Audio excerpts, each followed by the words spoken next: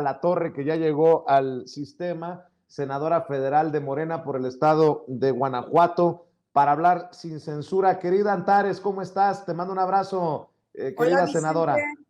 pues aquí escuchándolos, la verdad, un tema sumamente interesante el que están abordando ahorita en esta mesa de discusión. ¿eh? Y Y cómo no, y cómo no, Antares, si una senadora como Lili Telles se le queman las habas por meter a la cárcel al presidente Andrés Manuel López Obrador, luego de que la exhibió ayer como la traidora, como una de sus más rivales más furibundas. Lili Telles dice que va a meter a la cárcel o que debe de ir a la cárcel el presidente Andrés Manuel López Obrador. Eh, Creo que ya no podemos tomar a la ligera estas declaraciones después de lo que estamos viendo en Latinoamérica. mira Vicente, y no se puede tomar a la ligera por qué el presidente López Obrador hace ciertas cosas. ¿Por qué convocó a la marcha del 27 de noviembre? Después de la marcha que ellos dijeron que todos, mira, quienes tenemos mucha experiencia en marchar en la Ciudad de México, sabemos que la derecha logró juntar alrededor de 65, 70 mil personas. Y ellos dicen que fueron 1 millón y que los contaron vía satélite. ¿eh? Y a mí me llegó una carta de un señor diciéndome que vía satélite contaron las cabezas. Claro que no. Sabemos perfectamente cuántos caben entre glorietas, cuántos caben en el Monumento a la Revolución y por qué le sacaron al Zócalo. Y también sabemos cuántos caben en todo Reforma y en las calles aledañas al Zócalo y en el propio Zócalo. Eh, y sabemos cómo han sido las marchas porque las hemos vivido. Yo he estado en muchas marchas con Andrés Manuel López Obrador y sabemos cuánta gente estuvimos. Entonces, esta marcha fue a propósito, después de la marcha de la derecha, para hacer un contraste y que la gente que hoy está más politizada que nunca se dé cuenta de cómo la marcha de la derecha es de furia, de odio. Lo que ahí se destilaba eran, aparte de las mentiras y de toda la manipulación que los líderes de la derecha han estado infiltrando en sus seguidores, lo que se percibe es odio, furia, que en momentos fue hasta en contra de ellos mismos, porque hay muchos videos por ahí en redes de pleitos entre ellos, porque es una derecha furibunda. Esa es su esencia. Esta de la derecha siempre es eso, el conflicto, la violencia disfrazada de, ay, son buenos. Yo les digo así a los creyentes que son como los fariseos de la época de Jesús, son como aquellos que fueron a buscar a Maximiliano inmediatamente después de la independencia mexicana, son como Porfirio Díaz y su gente, ¿no? Son los mismos. Hagan de cuenta que eran los panistas de la época en aquel momento, pero son elementos comunes. ¿Y cuál fue la decisión de López Obrador? Convocar a una marcha el 27 de noviembre, en donde lo que se encuentra es un pueblo informado que va por convicción y que además es una apabullante mayoría que respalda al presidente. Lo inédito de la marcha del día 27 tiene que ver con, fíjate, cosas como el mismo Andrés Manuel pensaba que iba a ir, como en otras marchas que lideró, a la vanguardia de la marcha y que iba a ir avanzando y llegaríamos en un rato al Zócalo. Y no fue así. No había manera de caminar. Tú y yo que estuvimos allí vimos, no había forma. Y fue una marcha en la que Andrés Manuel hizo más de 6 horas en llegar al Zócalo, cosa que nunca antes había sido, porque la gente se agolpaba para poder verlo. Pero más allá de eso, el apoyo irrestricto de un pueblo convencido, politizado, informado, en respaldo a su presidente. Que se ha dicho muchísimo de esto, hace mucho que se ha estado hablando del golpe blando en México y hoy precisamente el presidente en la mañana habló de eso y dijo que no, porque hoy aquí el pueblo está respaldándolo a él de manera apabullante. Y en analogía con lo que ha pasado en Sudamérica en los últimos tiempos, que nos ha tocado a nosotros ver en este gobierno, el caso de Bolivia y el caso ahora de Perú, lamentabilísimos, ellos, por supuesto, de inmediato recuperan porque son las banderas de la derecha. La derecha es golpista, la derecha quiere en todo momento deshacerse de los gobiernos progresistas y ellos quieren rehacerse del poder para volver a los gobiernos populares de beneficio para unos cuantos. Entonces, aquí en México no pierden oportunidad de utilizar cosas como la que pasó en Bolivia y como lo que pasó ahora lamentablemente en Perú, para decir, porque ya he visto en redes también el que sigue es López Obrador. No, no sigue López Obrador y nosotros no lo vamos a permitir. El pueblo no lo va a permitir. Pero sí tenemos que estar alertas para varias cosas que cuando las mezclamos con lo que está sucediendo afuera y adentro del país, vemos ahora la falta del voto, bueno, el voto en contra de la derecha en las reformas constitucionales, que es la segunda que votan en contra, así como fue la reforma eléctrica y ahora la reforma electoral. Vemos aquí la importancia de dotar al presidente de la República de una mayoría calificada, sobre todo en gobiernos como el nuestro, que es un gobierno progresista. La derecha, pues no, esos que se queden sin Congreso, eso está bien, pero es tan importante. Y esto de cara a lo que sigue, al pueblo de México y a tu auditorio, que es muy cuantioso, Vicente, es pedirles de favor que reflexionen y que nos ayuden, sobre todo, a informar a otros esta es la importancia de que el presidente de la República, sobre todo uno como el que tenemos nosotros, tenga una mayoría absoluta, mayoría calificada en el Congreso de la Unión.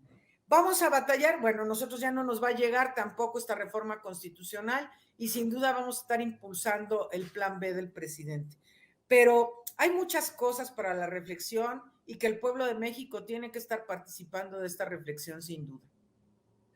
Claro que sí. Oiga, y por cierto, durísima la comparecencia de la presidenta de la Comisión Nacional de Derechos Humanos, que ha tenido que aguantar el odio, el veneno de este grupito panista sobre todo, que ha escupido de todo. Qué bueno que salió usted a poner a un par en su lugar, Antares, pero qué lamentable que senadoras como Kenia López Rabadán, que es lo último que recuerdo, presidenta de la Comisión de Derechos Humanos en el Senado de la República, y que le ha pasado de noche esa presidencia en esa comisión, pues actúe como actúa en el Senado, senadora.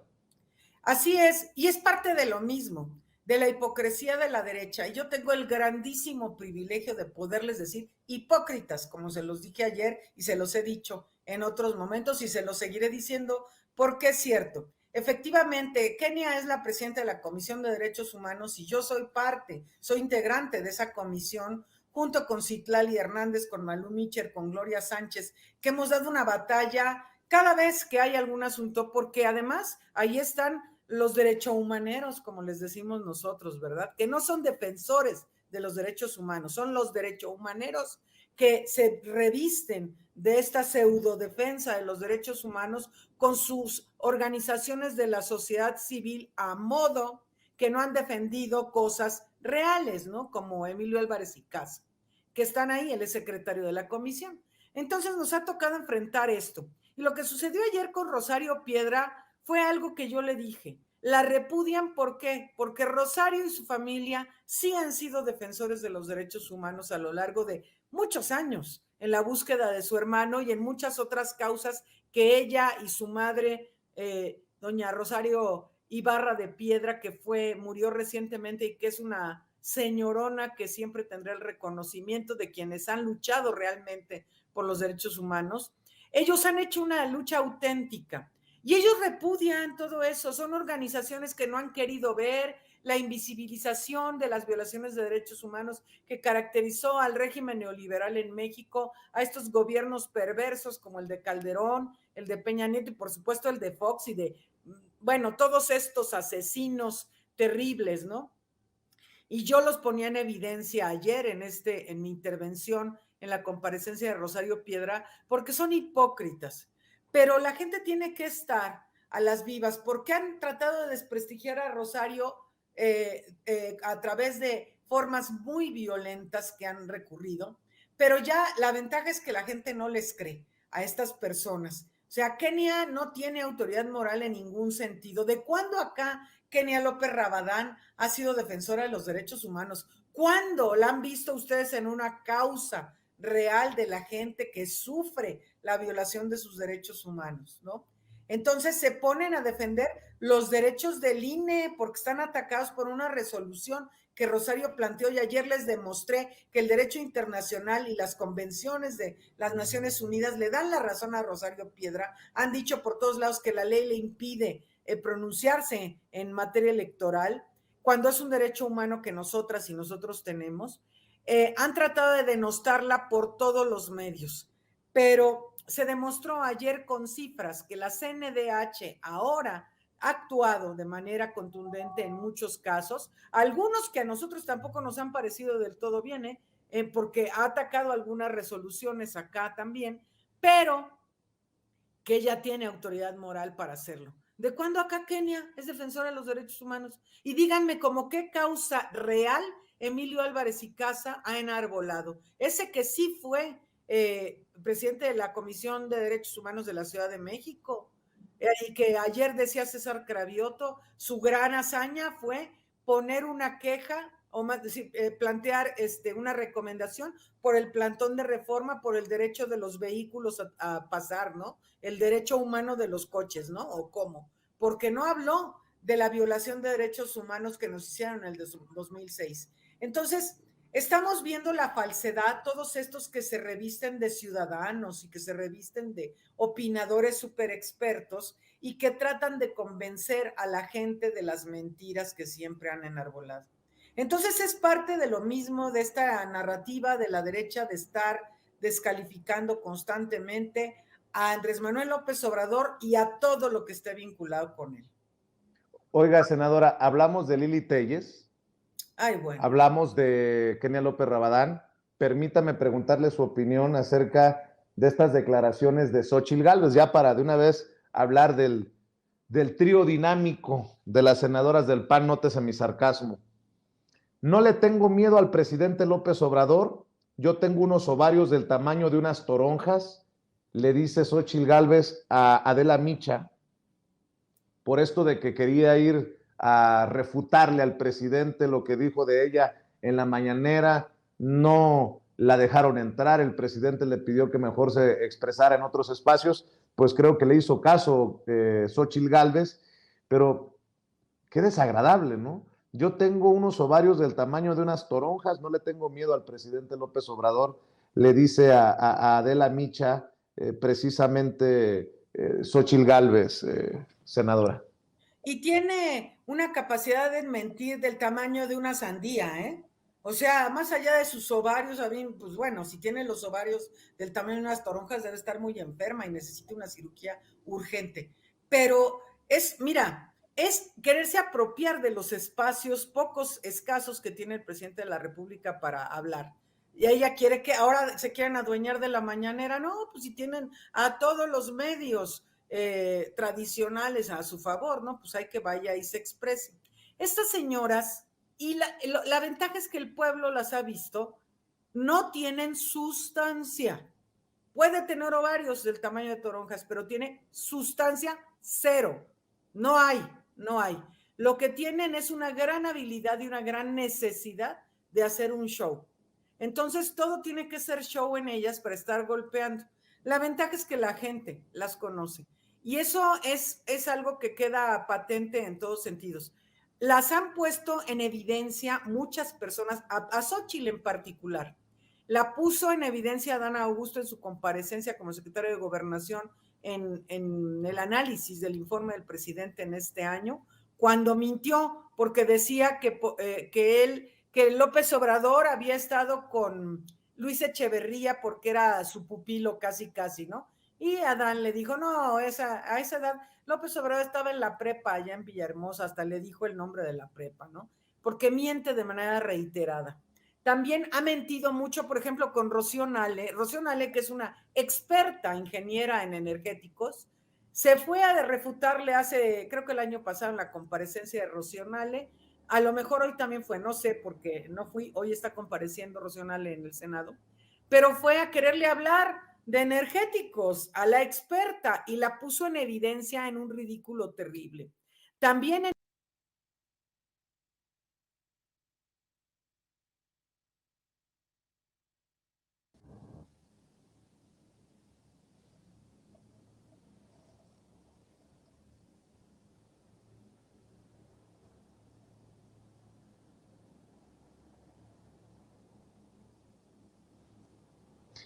Creo que por algún momento perdí, querida senadora, la conexión, por eso dejé en algún momento de escucharte. Te ofrezco una disculpa. Es que me estaban diciendo los compañeros, perdóname, que ya tenemos el audio de Xóchitl Gálvez, porque si no lo pongo, me van a tildar de misógino, ya sabes, ya sabes.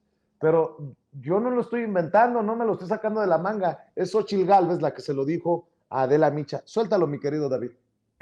¿Cómo buscaste ir o cómo fue? Pues deberías de estar en la mañanera, ¿no?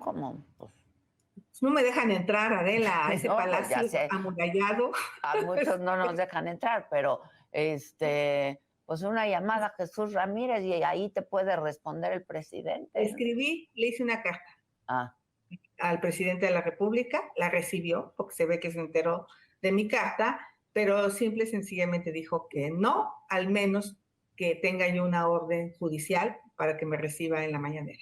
Este hombre que tanto se quejó de ser víctima del autoritarismo, este hombre que tanto se quejó de los medios de comunicación que no le daban el derecho de réplica, este hombre que luchó por las libertades, hoy simplemente decide no darme el derecho de réplica en un programa de televisión que tiene, Adela, porque hay que decir que lo eso es, claro, es un programa digital, digamos, y aparece en la tele también, sí, claro. Producido por CPROPIE.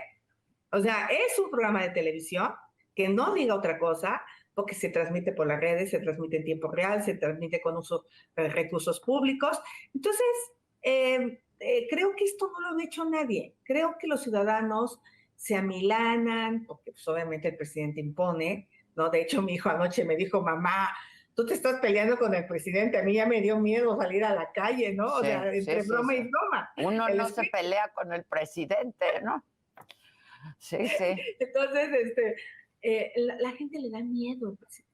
A la gente, de hecho, yo estaba invitada a una comunidad indígena que se querían quejar de algo y cuando vinieron dijeron, ¿saben qué?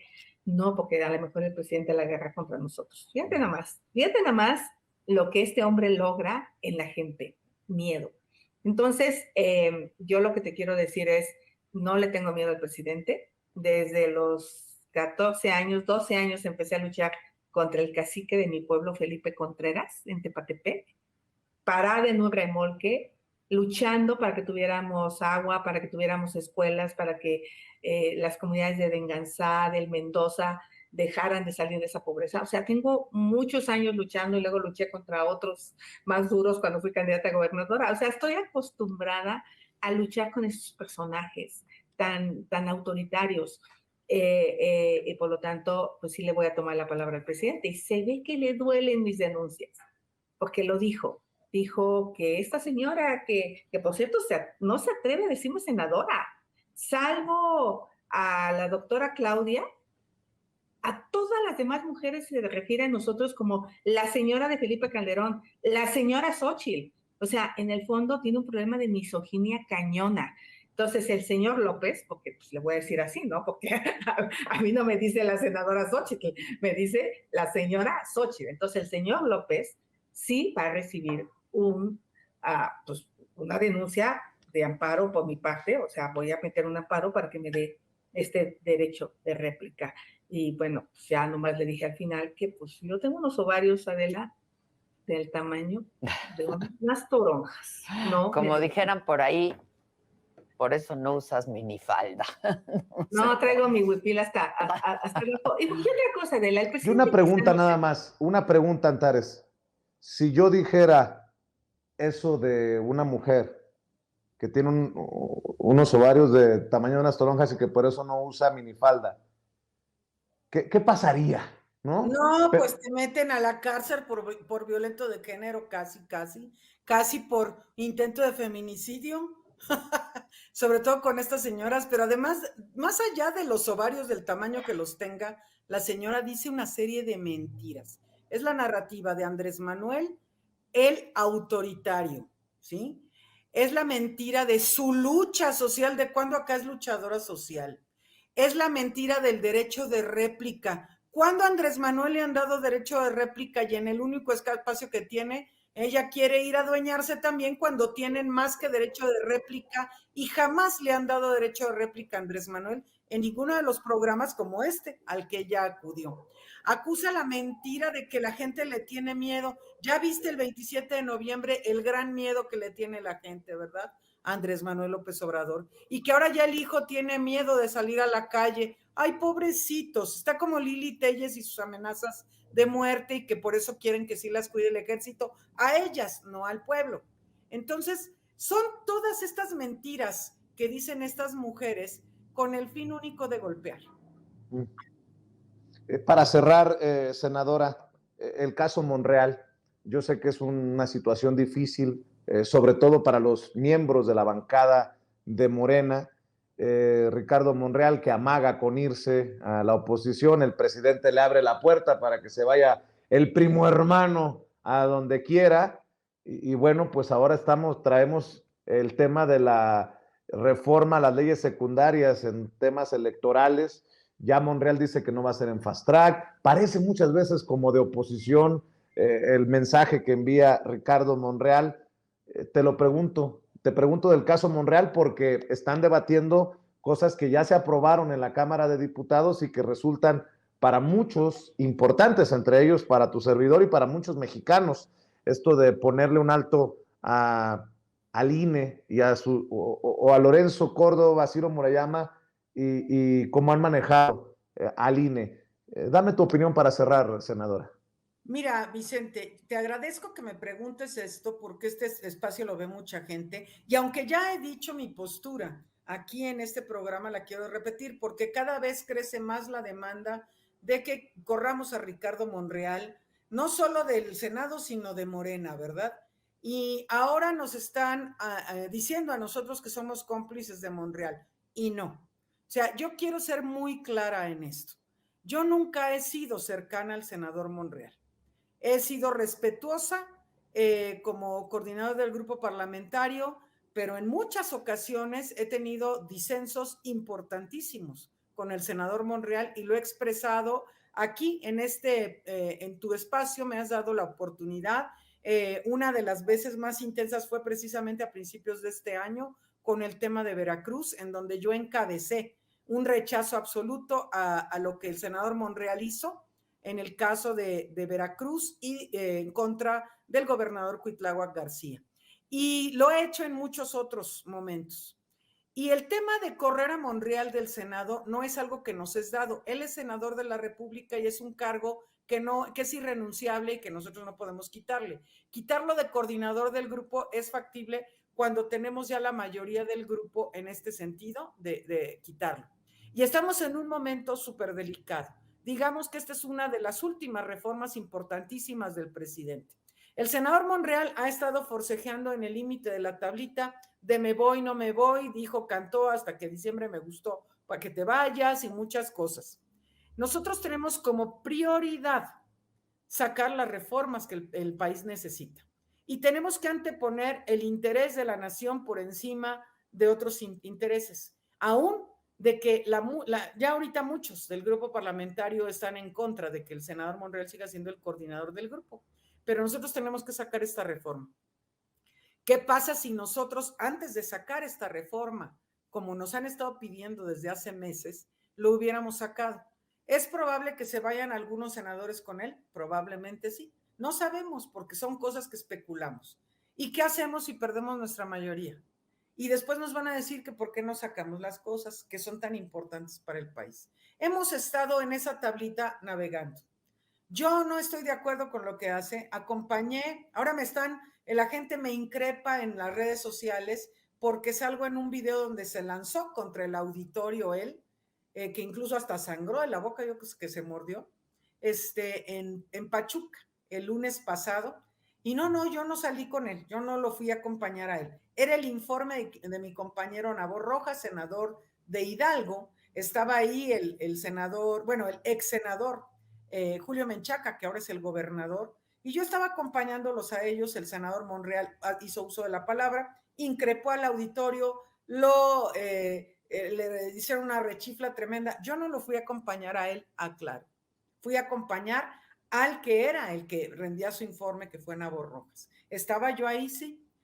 Y no estoy de acuerdo con lo que hizo el senador Monreal, no estoy de acuerdo con que haya increpado a la ciudadanía, no estoy de acuerdo con que se haya utilizado un evento que no era de él para pelearse con la ciudadanía, y el informe de mi compañero Nabor quedó en trizas ante este escenario, ante los medios de comunicación de Pachuca, y me parece sumamente lamentable. Y yo así se lo expresé a Nabor también, y pues también a Julio Menchaca, porque esto es muy lamentable. Pero bueno, nosotros estaremos tomando determinaciones en la medida que esto se pueda. He de decirles que muchos de los senadores que antes estaban de acuerdo con el senador Monreal ya no lo están. Hay una inconformidad importante en el grupo parlamentario, pero tenemos temas más importantes que atender que eso. Y en su momento se podrán tomar determinaciones. Y quiero ser muy clara con esto, porque esto no me hace cómplice de Monreal, como me han dicho. Y bueno, te consta a ti, Vicente, mi comportamiento al respecto en muchos temas. Pues qué bueno que haces esa aclaración y estamos al pendiente de las discusiones en el Senado. Por lo pronto te agradezco, senador Antares Vázquez Alatorre, siempre a tu disposición para la audiencia de Sin Censura, y cerremos invitando a la gente a tus redes. Sí, síganme por favor en Twitter como Antares Vaz Ala, en Facebook, en Instagram como Antares Vázquez Alatorre y en TikTok también Antares Vaz Ala. Te mando un abrazo, Antares, y ojalá que las personas que te están tirando con lumbre en redes entiendan que pues la toma de la cámara te logra identificar ahí atrás, pero ahora sí que estabas en el lugar equivocado, pero bueno, yo no entiendo cómo pongan 1+1 ahí, sabiendo cómo te has expresado, y yo te agradezco que seas congruente y te mando un abrazo solidario. Muchas gracias, gracias Vicente, y gracias a todas y a todos. Cuídate.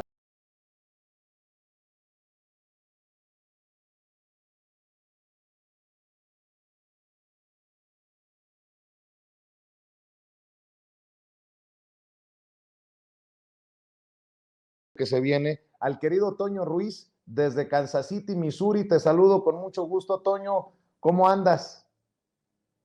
David, póngame. Es que bien, bien, bien. Bien, aquí andamos con mucho gusto, corriendo, con muchas declaraciones, con muchas situaciones interesantes aquí que platicar. Ha sido un día, una noche, una madrugada de serios análisis por la situación que vive el mundo. Así que, pues, vamos bien. ¿Qué te parece si también incluyo a la mesa de diálogo al maestro Jaime Hernández, editor de La Jornada Sin Fronteras, en el gran periódico La Jornada, y bueno, obviamente fundador de su canal de YouTube No Apto para Cínicos? Toño, el maestro Jaime Hernández y su servidor en la mesa de diálogo. Querido Jaime, ¿cómo estás? Muy buenos días. Good morning, Toño. Y gente, ¿cómo están? Anda con todo el maestro Jaime Hernández, y cómo no, si no le metemos un poco de humor y de buena vibra, nos volvemos locos, ¿no? Es demasiado lo que se maneja, y bueno, pues quiero agradecerle a la audiencia de Sin Censura por aguantarnos y por respaldar estos esfuerzos independientes. Bueno, a ver, ustedes dicen por dónde le entramos. Bueno, ¿qué les parece si iniciamos, Toño, Jaime, con el tema de Pedro Castillo? El presidente Andrés Manuel López Obrador reconoce que a Pedro Castillo lo interceptaron antes de que llegara a la Embajada de México en Lima. El presidente hoy no reconoció a la que fue elevada como presidenta en el Congreso de Perú, en este golpe de Estado. Empecemos por ahí. ¿Ustedes sí ven un golpe de Estado contra Pedro Castillo? Y de ahí nos vamos con el papel que puede jugar México a la hora de buscar el exilio, la protección de Pedro Castillo, quien creo yo que así como están las cosas corre peligro, como en algún momento corrió peligro Evo Morales en Bolivia. Empiezo contigo, Toño. Definitivamente, Vicente, Jaime, es en definitiva un golpe de Estado contra el ahora depuesto presidente y profesor Pedro Castillo. La explicación es sumamente complicada porque precisamente la ultraderecha y sus medios corporativos insisten en culparlo a él de que se dio un autogolpe de Estado. Esto porque, bueno, pues como dijo hoy el presidente López Obrador, les dio algún tipo de argumentos al desmantelar al Congreso y decretar ese el estado de excepción, ¿no? La realidad es que pues ha sido boicoteado por la derecha de su país desde el principio de su mandato. Desde el día 1 lo acusaron de corrupción sin siquiera haber ejercido, ¿no? Es un mandato que hay que decirlo con todas sus letras, duró aproximadamente 1 año y medio, justo como el de sus antecesores. Van como 5 presidentes en solamente 6 o 5 años, si contamos a esta señora Mercedes Araoz, que pues tuvo que ejercer como presidenta en funciones durante la crisis de Kuczynski. Pero miren, es evidente esa crisis política que se vive en Perú, más que evidente, y yo considero que en definitiva está establecida por las élites conservadoras. Fíjate, Vicente, Jaime, querido público consentidor, cómo es que, por ejemplo, acá en Estados Unidos quieren plantear la idea de que Pedro Castillo es exactamente igual que Donald Trump, que exactamente como Trump intentó hacer un golpe de Estado y se equivoca, ¿no? Trump intentó hacerlo con la toma del Capitolio ese 6 de enero de 2021, pero verdaderamente no es lo mismo. Aquí sí hubo una movilización de insurgentes violentos al final del periodo de Trump. Aquí sí hubo una situación verdaderamente llamativa. El profesor Castillo no llevaba ni 2 años en el poder y ya había sido impugnado varias veces. Disuelve el Congreso sin ningún tipo de apoyo de una fuerza fáctica y pues está completamente solo porque lo abandona su partido, se separa de su partido recientemente. Hay que decirlo con todas sus letras, hay una especie de rechazo por parte de ciertos sectores de la sociedad ante la inflación mundial que también afectó obviamente a Perú. No tiene, como ocurre en México y en Estados Unidos, que tenemos un presidencialismo, no tiene el respaldo de las Fuerzas Armadas o de una fuerza pública, de la Policía Nacional, como le llaman ahí, la Policía Nacional del Perú, y eso fue lo que lo motivó a actuar. Yo considero que fue en efecto una decisión incorrecta, pero tal vez no le quedaba otra cosa que hacer. Vamos, es lo importante que hay que poner aquí, ¿no?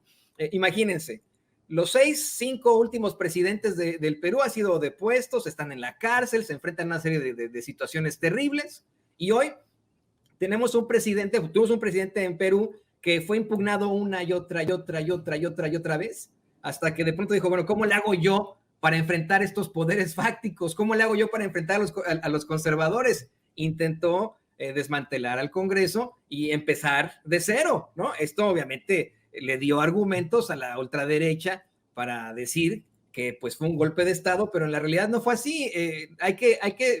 Yo estaba leyendo el otro día, ayer, disculpe usted, al diputado Hamlet Almaguer, que dice que el artículo 134 de la Constitución de Perú faculta al presidente para disolver el Congreso, ¿no? O sea, esa es la realidad. Él sí lo pudo hacer, tenía todas las de la ley. Y en un país en el que hay una crisis política tan fuerte, es verdaderamente necesario que exista algún tipo de estratagema para enfrentar esa crisis. Pero golpista o gemelo de Trump, no lo creo. Yo creo que los golpistas son los adversarios de Pedro Castillo, los golpistas son los mexicanos conservadores que utilizan pantalones de cuero.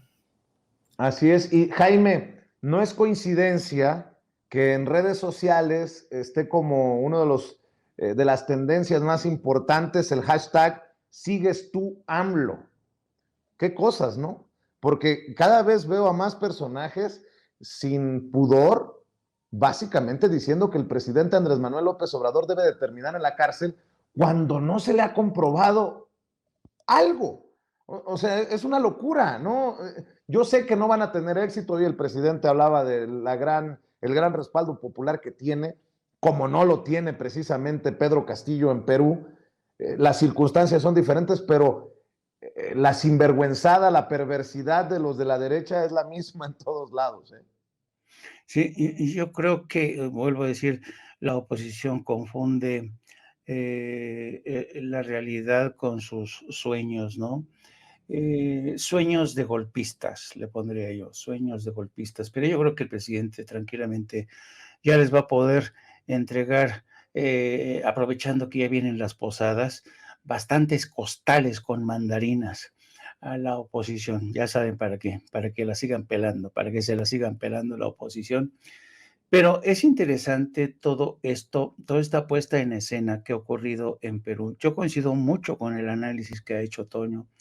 Yo creo que al presidente Pedro Castillo prácticamente se le obligó a suicidarse políticamente, a ponerse en cámara lenta esta soga al cuello, y lo fueron acorralando, acorralando, acorralando, desde los medios de comunicación, desde el sector, este sector empresarial que es racista, clasista, un ejército omiso y en muchos sentidos con un historial vergonzoso de golpes de Estado. Perú quizá es la nación que más golpes de Estado ha sufrido en la geografía de América del Sur. En los últimos años han tenido 6 presidentes. Hay una inestabilidad brutal. Y lo interesante para mí ha sido, porque nosotros estamos viendo este fenómeno desde México, ¿no? Pero hay que poner atención también a cómo se ha visto este fenómeno desde el Perú. Yo estaba viendo esta mañana, fue una cosa interesantísima, como fenómeno noticioso. Estaba viendo que la televisión peruana estaba transmitiendo en directo la mañanera del presidente Andrés Manuel López Obrador. Y claro, los medios de comunicación, en cuanto llegó a la parte en la que el presidente de México reveló que el propio presidente del Perú le había llamado por teléfono, imagínense, ¿no? Entonces, y además se da la circunstancia, Vicente y Toño, de que esta confirmación del presidente de México se produjo al mismo tiempo que se celebraba la primera audiencia preliminar contra Pedro Castillo. Y entonces los fiscales de Perú, claro, en cuanto se vino la confirmación de esta llamada de Pedro Castillo al presidente de México, pidieron como mínimo y como medida cautelar preliminar la detención por un término medio o mínimo de 7 días para evitar que justamente Pedro Castillo pueda buscar el refugio, el asilo en México. Y entonces pusieron como ejemplo el operativo que ya había empezado el secretario de Relaciones Exteriores, pero claro, la confirmación de Andrés Manuel López Obrador les dio más munición a los fiscales que están tratando de enjuiciar al presidente de Castillo. Pero es muy interesante todo lo que está ocurriendo, porque mira, es bastante interesante, primero porque cómo a una declaración del presidente de México, que era seguida en Perú, así en tiempo real, viene, se corre a la audiencia, los fiscales dicen, ya ven, tenía la intención de ir a México el presidente, y entonces en los chats de las distintas redes sociales y los canales de televisión de Perú se empezaron a meter con el presidente grueso, una parte considerable defendiendo al presidente de México y agradeciéndole, pero otra parte, la de extrema derecha, diciéndole, López ladrador. No, feo, se lanzaron contra el presidente de México. Y ahora en estos momentos, poco después de estos, la defensa del presidente del Perú está tratando de derrumbar los argumentos torticeros que está utilizando la fiscalía, porque ahora lo que dice la fiscalía lo quiere acusar de rebelión y conspiración. Entonces, ya ves que el argumento de ayer, que fue la falta de autoridad moral, bueno, pues ahora están acusándolo de rebelión. Y entonces los abogados del presidente del Perú decían hoy, a ver, una rebelión, según lo establece la Constitución, es cuando uno encabeza un movimiento armado para dar un golpe de Estado, ¿no? Y entonces es absurdo, dice, que lo quieran acusar de rebelión cuando él es el presidente constitucional. Entonces, lo están tratando de acusar de rebelión y de conspiración. Rebelión porque quieren elevar el tiro de la acusación del delito para así condenar a una pena larga de carcelaria al Pedro Castillo y así permitir sepultar toda posibilidad de su retorno. Bueno, pero al mismo tiempo que estaban apuntando contra Pedro Castillo los fiscales, Sale al mismo tiempo la presidenta en funciones en una improvisada rueda de prensa en la que le preguntan los medios, señora presidenta, ¿qué va a hacer? ¿Va a convocar elecciones? Dice, bueno, yo tengo ahorita mismo la obligación de redirigir, reorientar los esfuerzos de la nación. Yo no sé qué quiso decir con eso de reorientar los esfuerzos y el futuro de la nación, pero dijo, le preguntaron específicamente, ¿y qué va a pasar con el acto? Porque estaba prevista la visita del presidente de México a Lima para entregar la estafeta a Perú para que Perú asuma la estafeta de las negociaciones, ¿no? Que hay de todos los gobiernos de América del Sur. Y entonces, ¿qué crees que dijo la presidenta? La presidenta que ayer asumía el poder, la señora Dina Boluarte. La señora Dina Boluarte decía así, sin inmutarse, dice, pues nosotros creemos que el presidente de México puede venir este 14 de diciembre, las puertas están abiertas, y aquí en Perú le vamos a abrir las puertas al presidente de México y lo vamos a recibir con los brazos abiertos y con todo nuestro amor, el pueblo de Perú.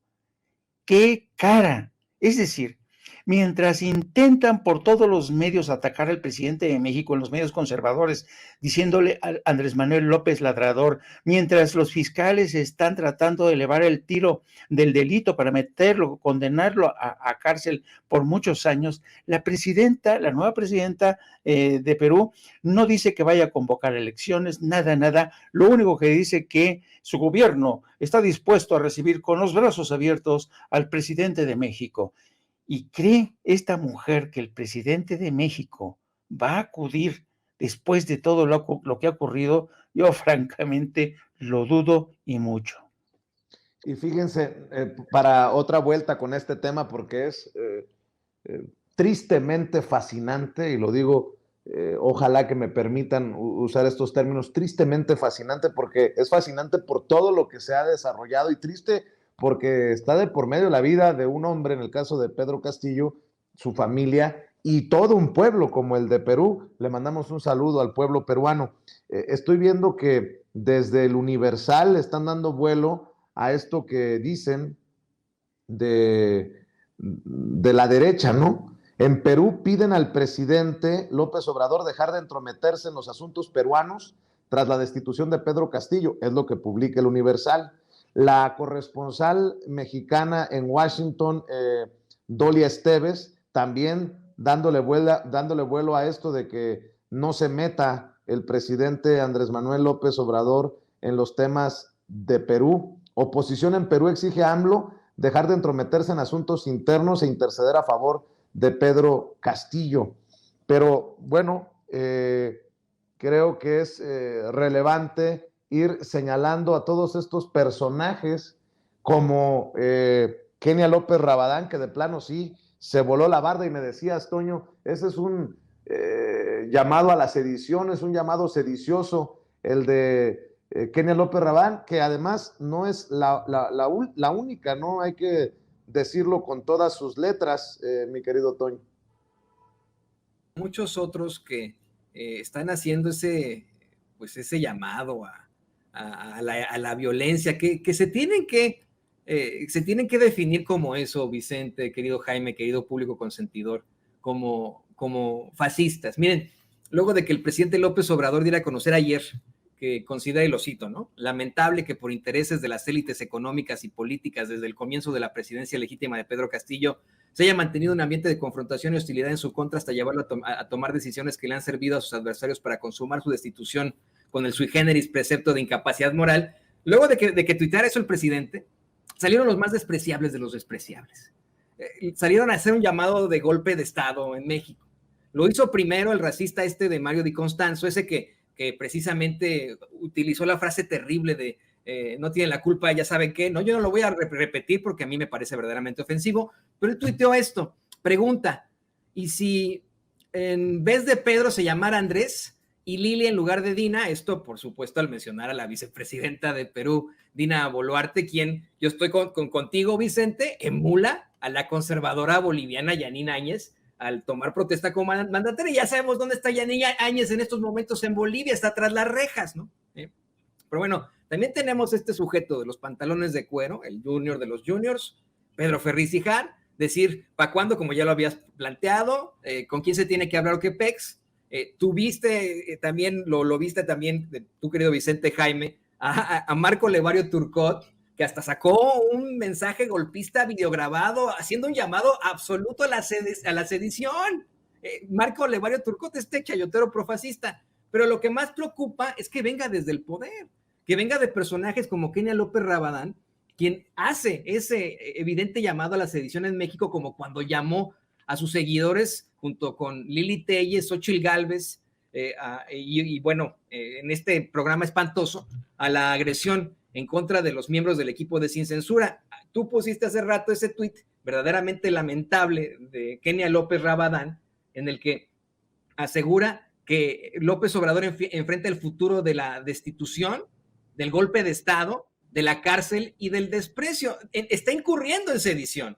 Según el artículo 130 del Código Penal Federal, se aplicará la pena de 6 meses a 8 años de prisión y multa de hasta 10,000 pesos a los que en forma tumultuaria, sin uso de armas, resistan o ataquen a la autoridad para impedir el libre ejercicio de sus funciones con alguna de las finalidades a que se refiere el artículo 132, a quienes dirijan, organicen, inciten, compelan o patrocinen económicamente a otros para cometer el delito de sedición, se les aplicará la pena de 5 a 15 años de prisión y multa de hasta 20,000 pesos, que esta ya no alcanza el proceso en libertad, ¿no? Bueno, pues la fracción tercera de ese artículo 132 plantea que una de las finalidades de la sedición es separar o impedir el desempeño de su cargo a alguno de los altos funcionarios de la Federación, el presidente de la República, ¿no? Y yo quiero decirlo con todas sus letras, Vicente, Jaime, público consentidor de Sin Censura. Les hemos llamado a estos despreciables fachos o fachitos de cariño, pero hay que llamarlos por lo que son, por la definición del libro de texto. Son fascistas, son los que defienden una autocracia centralizada como la del PRI durante tantos años, como la de Calderón, al verdaderamente militarizar a México, al dominar las instituciones con una serie de reformas que nadie impugnó en las cámaras. Ellos son los fascistas mexicanos que sí se han expresado una y otra vez en su creencia, como dice la definición, ¿no?, de una jerarquía social natural. Lo hicieron en la marcha de cretinazos y fascistas. Ahí está la señora que nos llamó patarrajada. Ellos son los fascistas que chillan cuando el presidente les llama aspiracionistas. Parte de ese concepto del fascismo es la subordinación a los intereses individuales. Ellos son los fascistas, pues directamente te agredieron a ti, Vicente, te agredieron físicamente, como ocurrió cuando este otro junior, Pelón Gómez, te atacó en un restaurante. Pues insistimos, ¿no? El libro de texto señala, ¿no?, la definición, que la violencia pues no es negada, no es rechazada por el fascismo, sino que se utiliza como una forma de llegar al gobierno.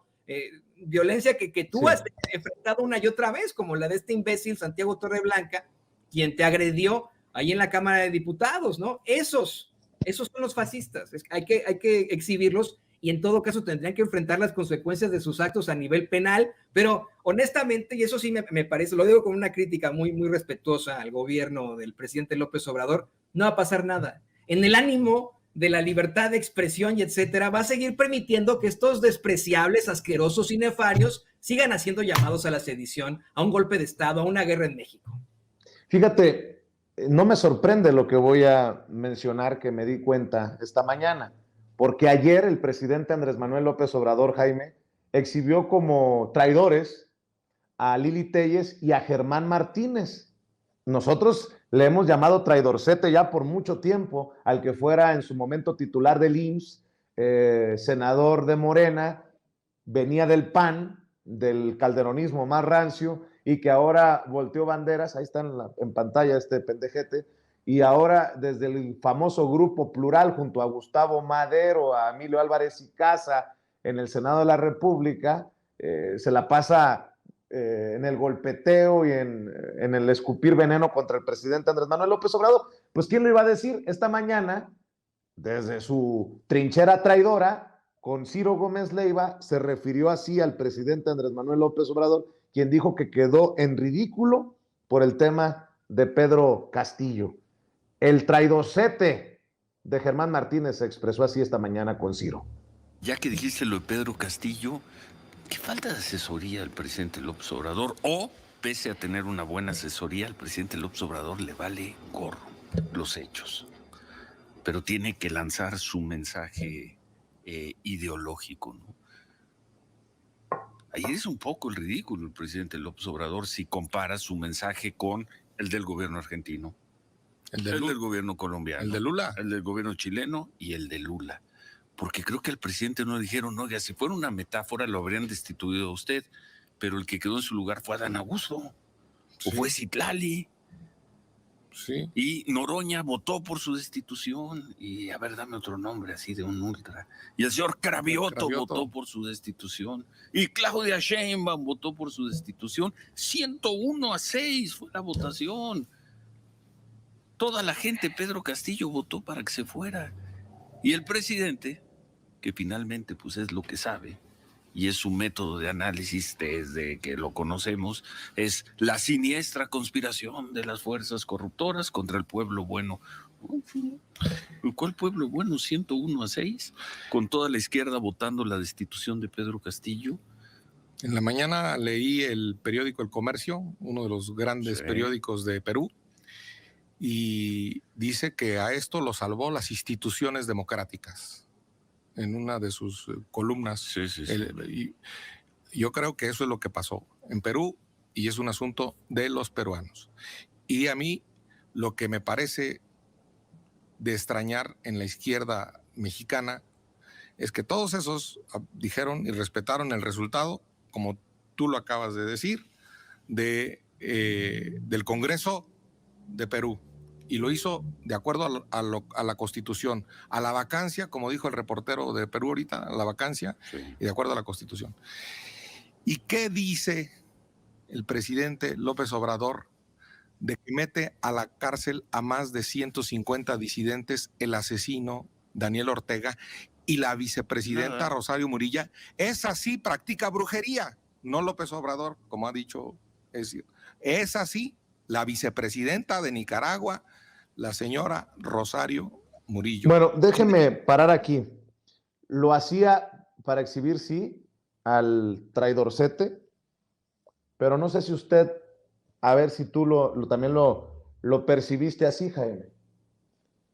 Cómo los medios de comunicación, cómo los periodistas, lo hemos advertido en Bolivia, lo estamos advirtiendo en Perú, en México, Ciro Gómez Leiva, no planteándole un tema a Germán Martínez, opinando que el presidente hizo el ridículo.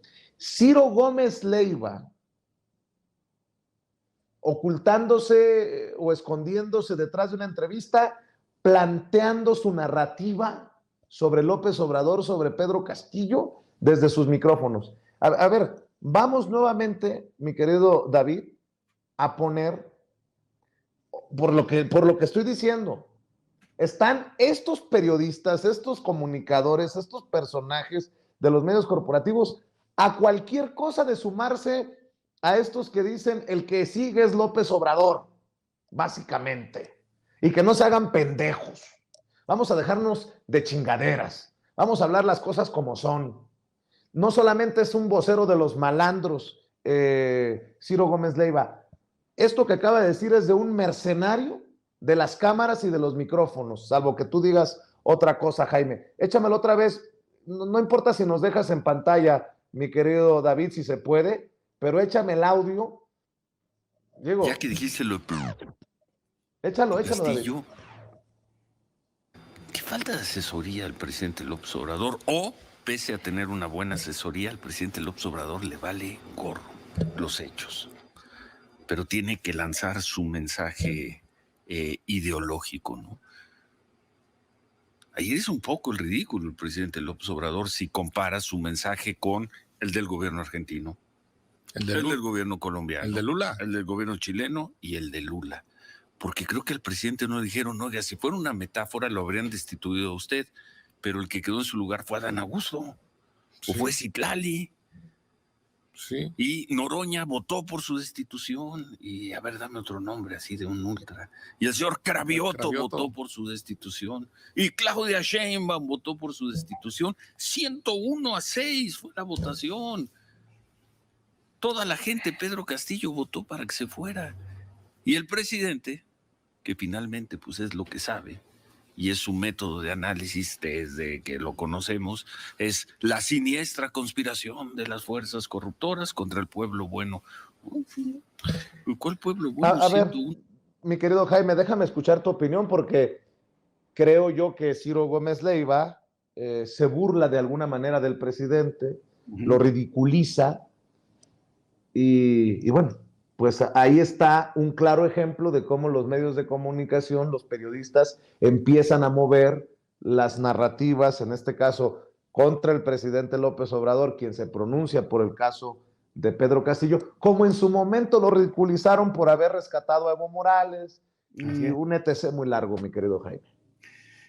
Yo anoche estuve escuchando en esta obsesiva labor de estar viendo distintas fuentes y me llamó mucho la atención por ejemplo, en el noticiero de Televisa, Denise Merker, después de que el presidente dice que México tiene que apegarse a su política exterior de no intervención y lo único que pide es que se respeten los derechos humanos de Pedro Castillo. Ese fue el pronunciamiento del gobierno mexicano y que lamentaba lo que estaba ocurriendo en Perú, porque claro, ese país está viviendo realmente en una situación de inestabilidad política que ya va para los 10 años.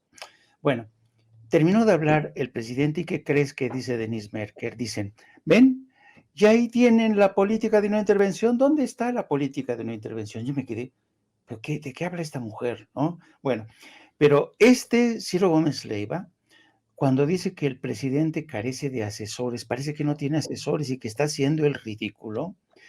Primero, hijo mano, de verdad, qué ignorante es Ciro Gómez Leiva. Es una de las personas que practica un periodismo más casposo, No es ignorante, es culebra. También culebra. Bueno, pero fíjate nada más lo que dice, que el presidente carece de asesores. Pero es que, ¿tú crees que el presidente necesita de asesores para saber lo que está diciendo? Mira, yo te voy a decir una cosa. Yo creo que qué bueno que el presidente de México habló.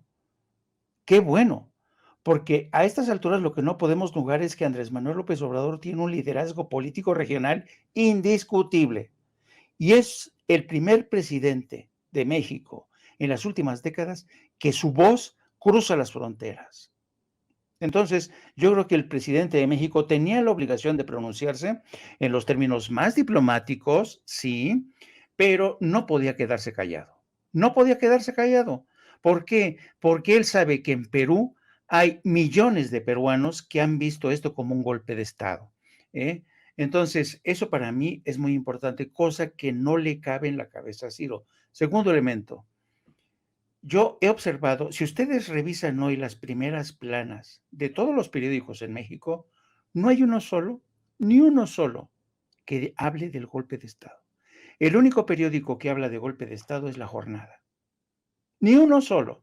Dicen, el presidente de Perú cayó, fracasó el autogolpe de Estado, apresan al presidente de Perú, pero nadie se atreve a denominar esto lo que es, golpe de Estado. Y entonces aquí mira, esto es un fenómeno que va más allá del cabeza hueca de Ciro Gómez, de muchas de estas gentes. Mira, desde siempre, y esto es un fenómeno que yo lo viví desde Estados Unidos y ahora desde México, ha habido un proceso de galvanización de lo que es el manejo de los medios de comunicación. Si el Departamento de Estado no dice que esto es un golpe de Estado, los periódicos mexicanos, ¿tú crees que van a ir tan lejos como llamar esto golpe de Estado? Pues no. El Departamento de Estado no ha llamado esto golpe de Estado. Dicen que es autogolpe de Estado y que fracasó. Bueno, y entonces detrás de este autogolpe de Estado disfrazan un golpe de Estado.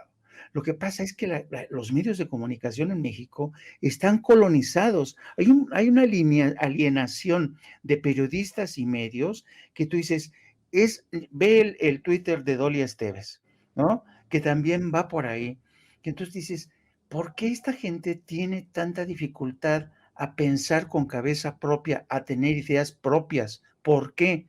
Porque claro, durante mucho tiempo han seguido la línea editorial que les ha dictado el Departamento de Estado. Triste, pero es así.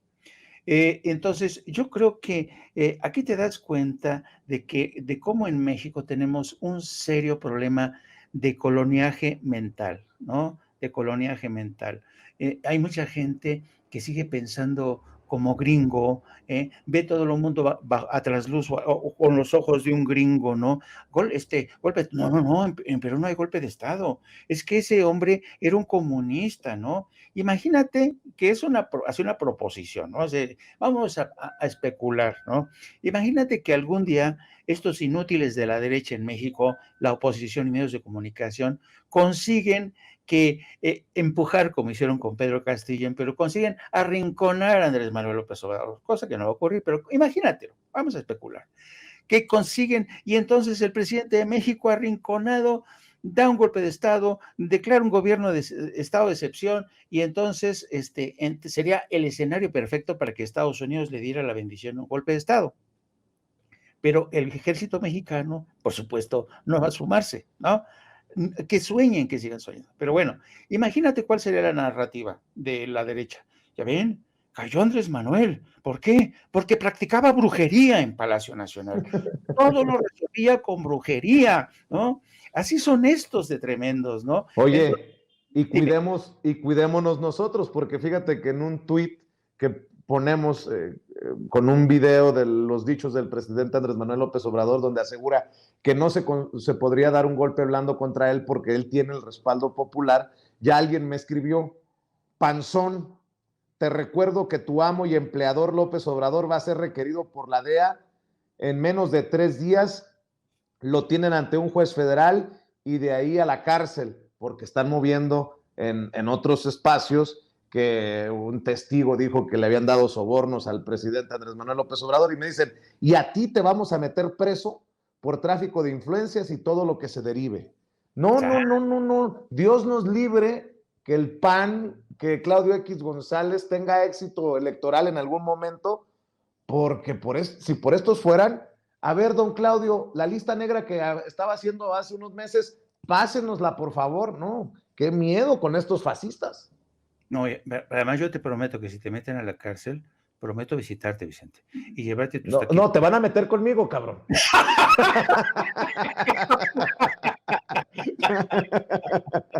Oye, Jaime, ¿por qué no la dejamos aquí? Por el momento, mi querido Toño, mi querido Jaime, la dejamos aquí y seguimos durante el día y durante la noche conversando sobre estos temas, si les parece. Jaime, ¿por qué no cerramos invitando a la gente a tus esfuerzos, a tus trincheras independientes, para que te sigan poniendo en la lista y no vaya a irme al bote yo solito, ¿no? Qué mala persona eres, gente. No, pues me matan a la cárcel o no me metan, yo les pido, amigos míos, que nos apoyen en No Apto para Cínicos, el canal hermano de Sin Censura. Transmitimos a partir de las 14 horas. También síganos a través de nuestras redes sociales, @Jaime Yourno en Twitter, y también a través de la sección de La Jornada Sin Fronteras del gran periódico La Jornada. Un placer, como siempre, querido Chente, querido Antonio. Les mando un abrazo a los dos. Bueno, pues te mandamos un abrazo, mi querido Jaime. Mi querido Toño, recuérdanos también tu cuenta en Twitter, porque ahí es donde también estás dando la batalla. Es @J Antonio Ruiz H, ahí en Twitter vamos a estar. Y mira, hoy tuvimos esta mesa de análisis con la mañana y con la noche, Night and Day, la mañana conmigo, la noche con Jaime. Nada más quiero cerrar también diciendo que eso que dice Ciro Gómez Leiva y el otro es estúpido, pues bueno, está plagado de ignorancia. Dicen que el hecho de que se quedara la vicepresidenta Dina Boluarte es como si se quedara Adán Augusto López o Claudia Sheinbaum. Están muy estúpidos, el presidente Castillo se salió de su partido, se peleó con su partido hace algunos meses y ahora esto es lo más terrible de todo, ¿no? Lo tenemos, lo sustituye Diana Boluarte en efecto. El comparativo sería como si al presidente López Obrador lo sustituye Monreal, así de sencillo. Pero bueno, síganme por favor ahí en @J Antonio Ruiz H, ahí los esperamos con mucho gusto. Órale, pues seguimos avanzando. Gracias, Toño, gracias, querido maestro Jaime Hernández. Déjeme saber.